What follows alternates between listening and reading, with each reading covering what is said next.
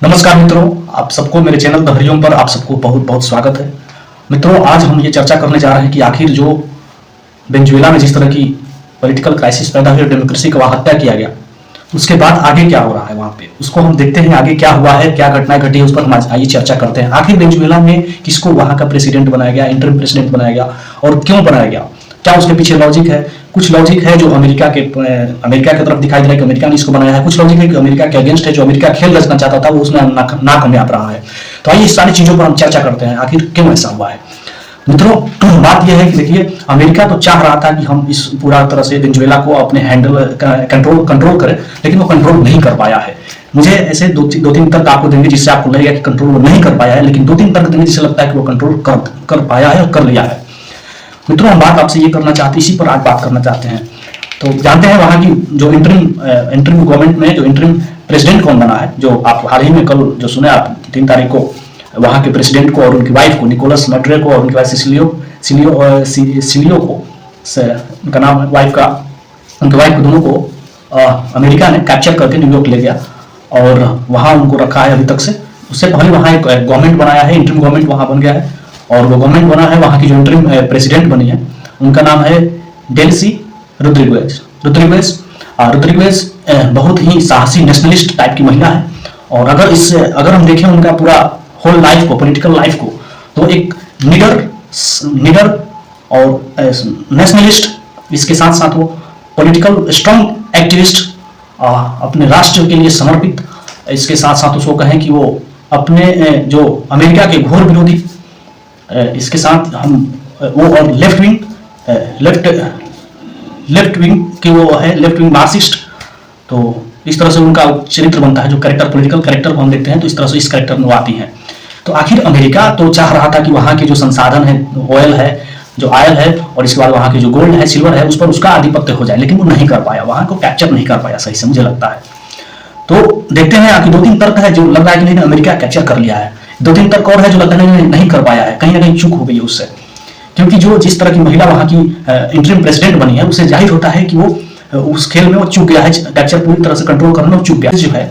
वो बहुत सारे मंत्रालय मंत्री रह चुकी है, डिप्लोमेट रह चुकी है, एक गुड पॉलिटिशियन है, एक लॉयर है, एक प्रोफेसर है, वो बहुत ही अच्छे अनुभव वाली महिला है और उसको वहाँ का वेनेजुएला का वेनेजुएला का वाइस प्रेसिडेंट बनाया गया, इंटरिम वाइस प्रेसिडेंट बनाया गया है। तो देखते हैं उनका क्या कैरेक्टर है। लेकिन आखिर अमेरिका एक ऐसे महिला को वहाँ का इंटरिम वाइस प्रेसिडेंट बनाया है जो जिसके पिताजी को कभी वो मार दिया था, जिसके पिताजी लेफ्ट विंग रिबेल फाइटर थे उसके पिताजी लेफ्ट विंग के फाइटर थे वो, और उन्होंने, उसके पिताजी ने मार्क्सिस्ट एक पार्टी बनाया था, मार्क्स की आइडियोलॉजी के बेस पे, वहाँ पे जिसको फाउंडर थे, पार्टी के फाउंडर रह चुके थे।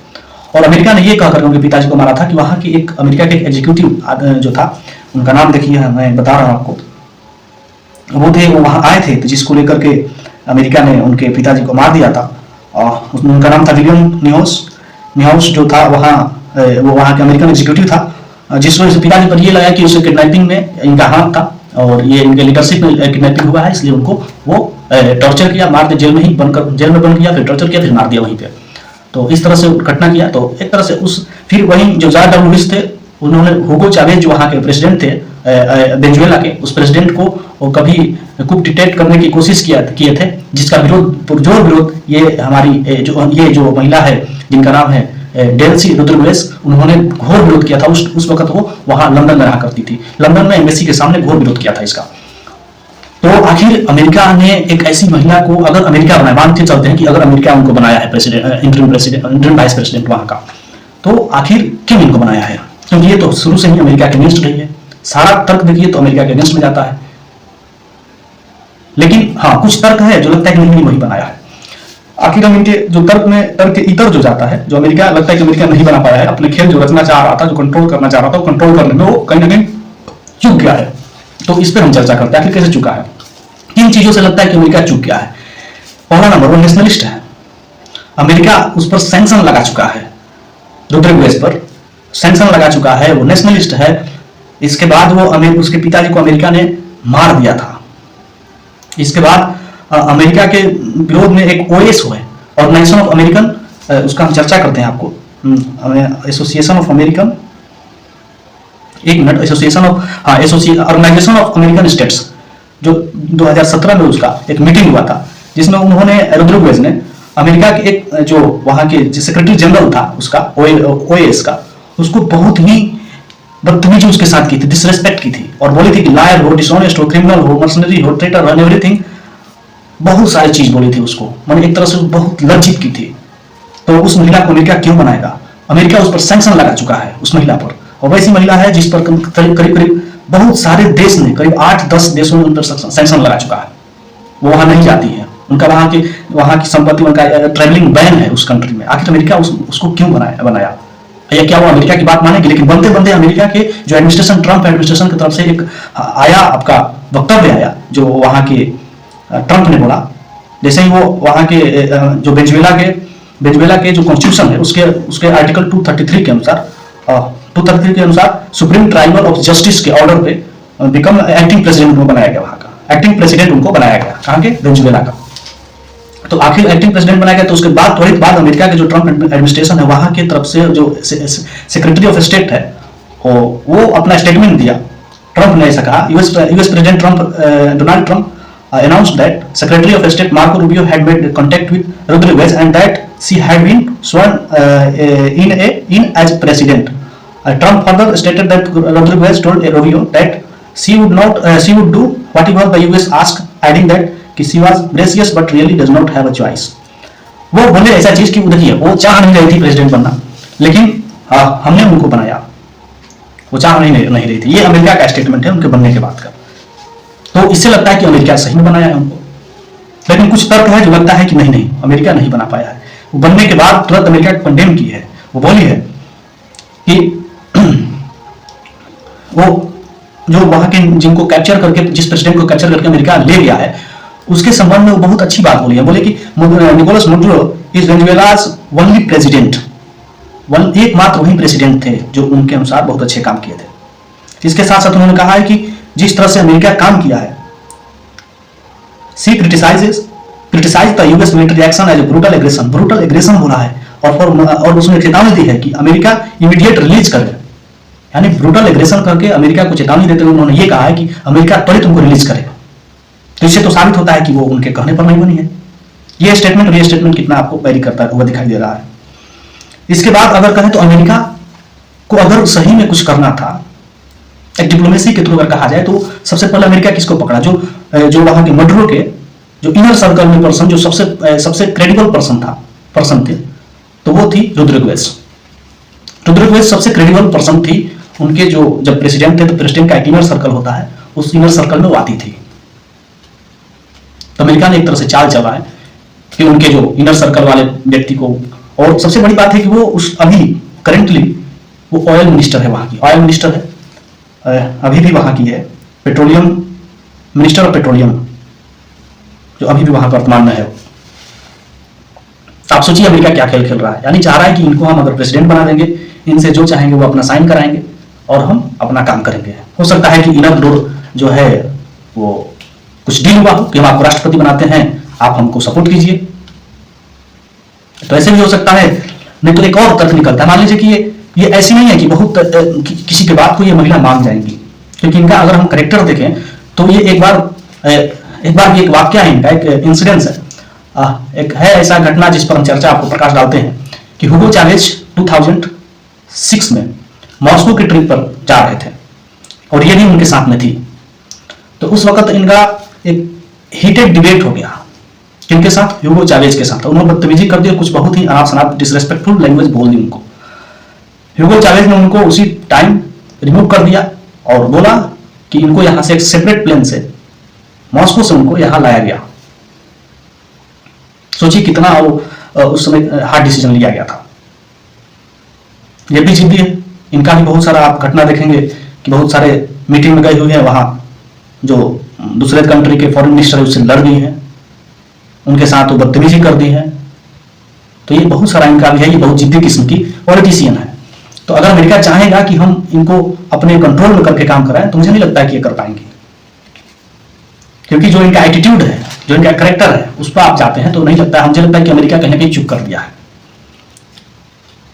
तो खैर देखिए, अगर अमेरिका सच में अपना मिशन में कामयाब हो गया है तो एक तरह से कहा गया है तो डेमोक्रेसी की हत्या हो गई है।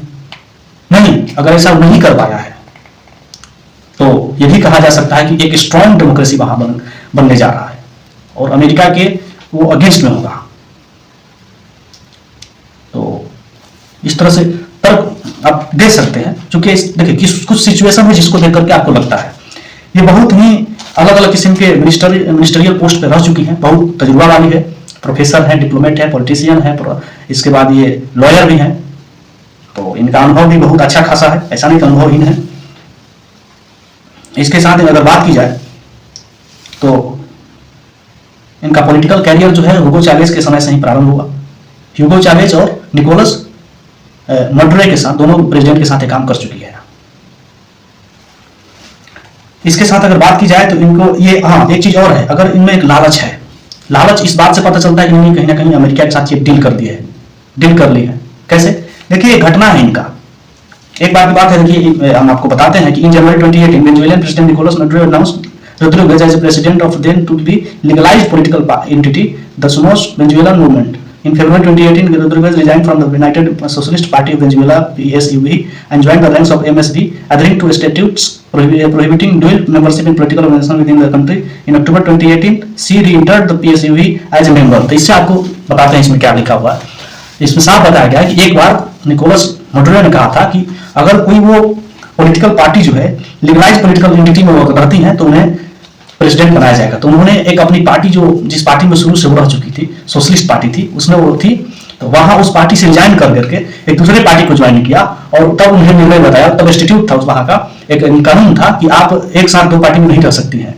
तो फिर ये यहाँ ये वाला पार्टी को रिजाइन करके फिर जिस पार्टी में पड़े थे उसमें इंटर की। तो ये hunger of power, power of hunger, power के लिए हंगर थी, हंगर ऑफ पावर इसको कहेंगे, मतलब एक पावर लेने के लिए भूखी है। तो ये हो सकता है, ये घटना बताता है कहीं ना कहीं डील कर ली है, इनको राष्ट्रपति बनने की बहुत पॉलिटिकल एम्बिशियस पर्सनालिटी है। ये हो सकता है कि अपने एम्बिशन को प्राप्त करने के लिए इस तरह से वो काम करती है। तो ये दोनों चीज हो सकता है, लेकिन ये दोनों चीज कोई बहुत ज्यादा हम ये नहीं कर सकते हैं कि इसको कोई ऑथेंटिसिटी है, इस तर्क हम दे रहे हैं नहीं ऐसा ऑथेंटिक मिला है, मेरे पास सबूत है, ऐसा हम संभावना जता रहे हैं, ऐसे हम रिपोर्टेडली बात कर रहे हैं, तथाकथित बात कर रहे हैं, घटना के बेसिस पे बोल रहे हैं। ये भी हो सकता है कि ये कहीं ना कहीं उसके साथ डील कर ली है इस घटना को लेकर, क्योंकि पॉलिटिकल एम्बिशियस पर्सनालिटी है। और अगर हम दूसरी तरफ देखें तो इनका जो एटीट्यूड है, जो इनका कैरेक्टर है, उस कैरेक्टर में तो एकदम नेशनलिस्ट है और ये कॉम्प्रोमाइज नहीं करने वाली महिला है किसी भी कीमत पे। तो इनका दो एटीट्यूड निकल के सामने आता है, कैरेक्टर का एटीट्यूड निकल कर सामने आता है, और किस एटीट्यूड में कहाँ ये फिट है अब तो समय बताएगा कि क्या इनका इंक्लिनेशन ज्यादातर अमेरिका के साथ है या अपने नेशन के प्रति है। और इन्होंने अपने जब राष्ट्रपति पद का जब पद इनको मिला, जब इंडियन प्रेसिडेंट बनाया गया, तो उसी टाइम इन्होंने बोला कि देश के लोगों को एक साथ होने की जरूरत है, क्योंकि देश की जो डेमोक्रेसी है उसकी हत्या की गई है। तो इन्होंने बहुत अच्छी जो एक तरह से मतलब इनका जो नेशनलिस्ट जो एटीट्यूड दिखाई देता है, उससे तो नहीं लगता है कि अमेरिका कहने किसी बात को ये मानेंगे,